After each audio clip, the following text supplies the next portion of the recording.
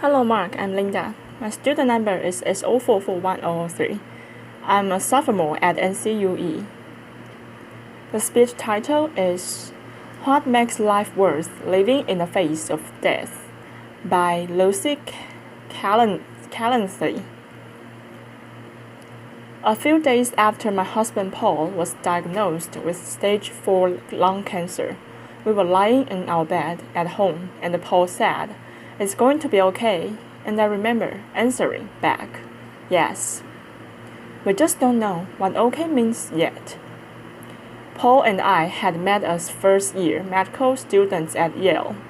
He was smart and kind and super funny. He used to keep a gorilla suit in the trunk of his car, and he'd say, "It's for emergencies only." Laughter. I fell in love with Paul as I watched the care he took with his patients. He stayed late talking with them, seeking to understand the experience of illness and not just its technicalities. He later told me he fell in love with me when he saw me cry over an EKG of a heart that had ceased beating. We didn't know it yet, but even in the heady days of young love, we were learning how to approach suffering together. We got married and became doctors. I was working as an internist, and Paul was finishing his training as a neurosurgeon. When he started to lose weight, he developed excruciating back pain and a cough that wouldn't go away. And when he was admitted to the hospital, a CT scan revealed tumors in Paul's lungs and in his bones. We had both cared for patients with devastating diagnoses. Now it was our turn. We lived with Paul's illness for 22 months. He wrote a memoir about facing mortality. I gave birth to our daughter, Katie, and we loved her and each other. We learned directly how to struggle through really tough medical decisions. The day we took Paul into the hospital for the last time was the most difficult day of my life. When he turned to me at the end and said, "I'm ready," I knew that wasn't just a brave decision. It was a right one.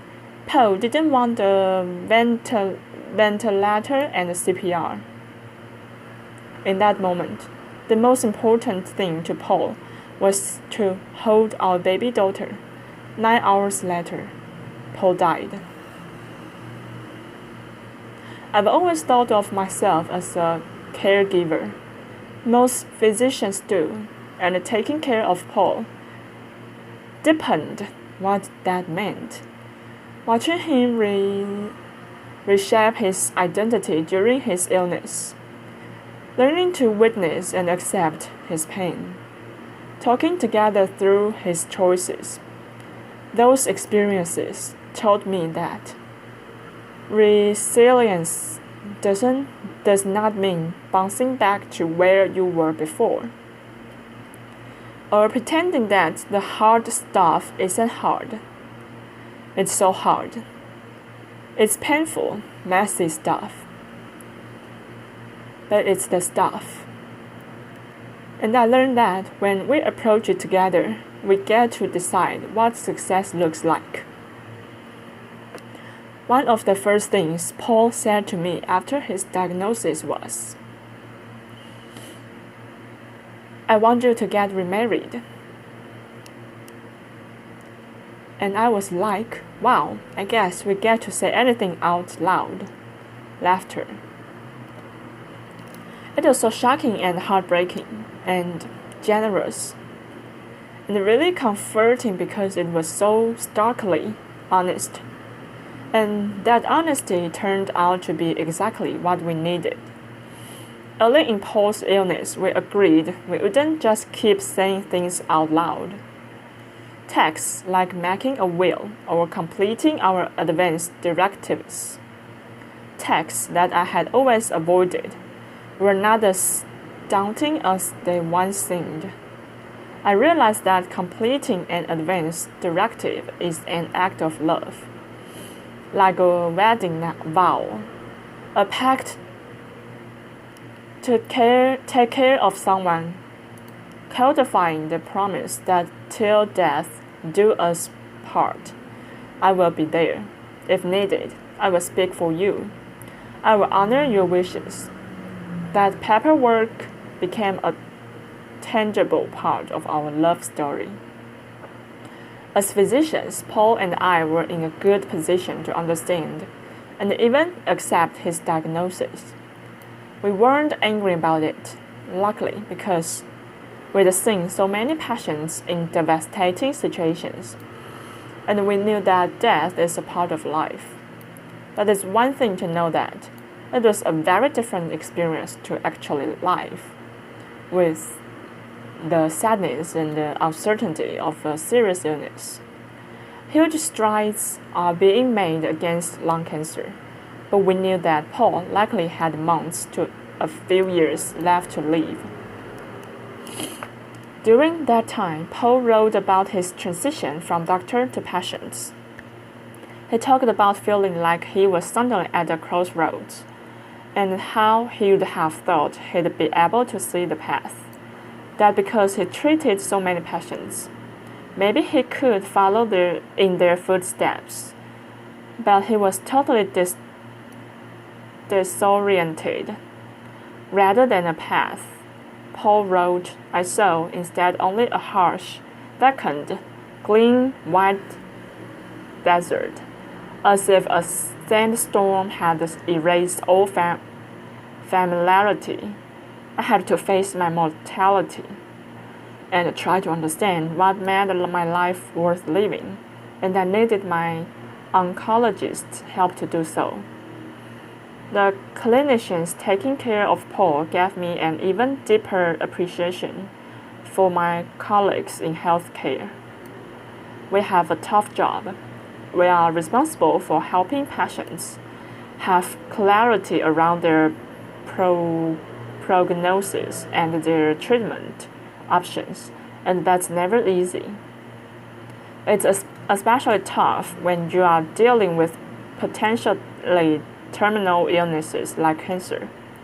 Some people don't want to know how long they have left, others do. Either way, we never have those answers. Sometimes we substitute hope by emphasizing the best case scenario. In a survey of physicians, 55% said that they painted a rosier picture than their honest opinion when describing a patient's prognosis. It's an instinct born out of kindness. The researchers have found that when people better understand the possible outcomes of an illness, they have less anxiety, greater ability to plan and less trauma for their families. Families can struggle with those conversations, but for us, we also found that information immensely helpful with big decisions. Most notably, whether to have a baby. Months to a few years meant Paul was not likely to see her grow up, but he had a good chance of being there for her birth and for the beginning of her life.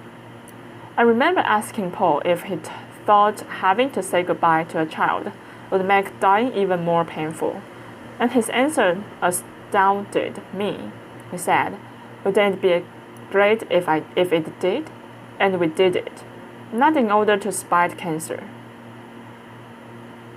but because we were learning that living fully means accepting suffering. Paul's oncologist tailored his chemo so he could continue working as a neurosurgeon, which initially we thought was totally impossible. When the cancer advanced and Paul shifted from surgery to writing, his palliative care doctor prescribed a stimulant medication so he could be more focused. They asked Paul about his priorities and his worries. They asked him about trade-offs he was willing to make. Those conversations are the best way to ensure that your health care matches your values. Paul joked that it's not like that birds and bees talk you have with your parents, where you all get it over with as quickly as possible, and then pretend it never happened. You revisit the conversations and as things change. You keep saying things out loud. I'm forever grateful because Paul's clinicians felt that their job wasn't to try to give us answers they didn't have, or only try to fix things for us, but to console Paul through painful choices when his body was failing, but his will to live wasn't.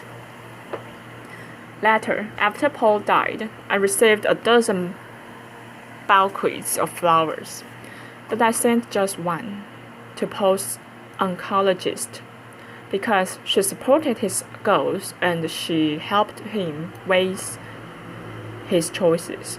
She knew that living means more than just staying alive.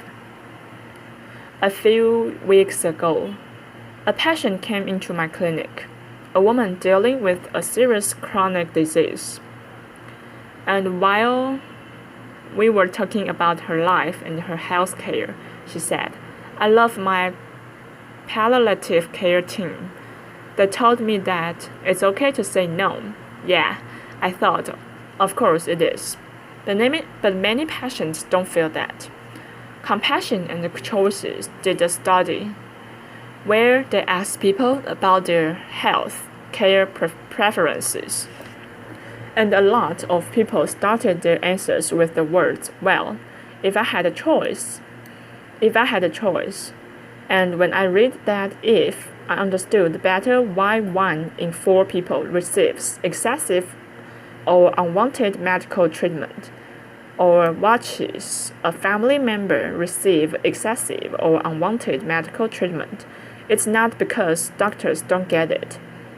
We do. We understand the real psychological consequences on patients and their families.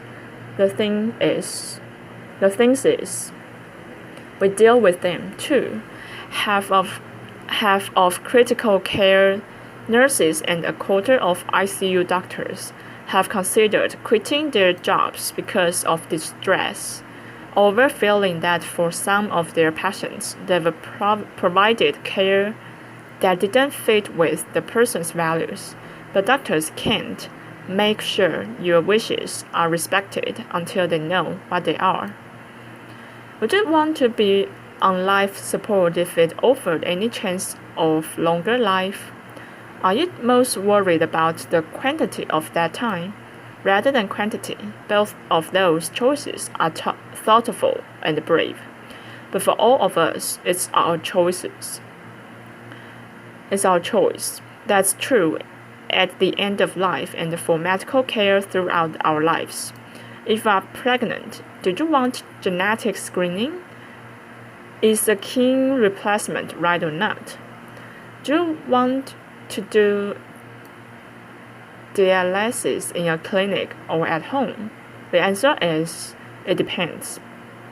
What medical care will help you live the way you want to?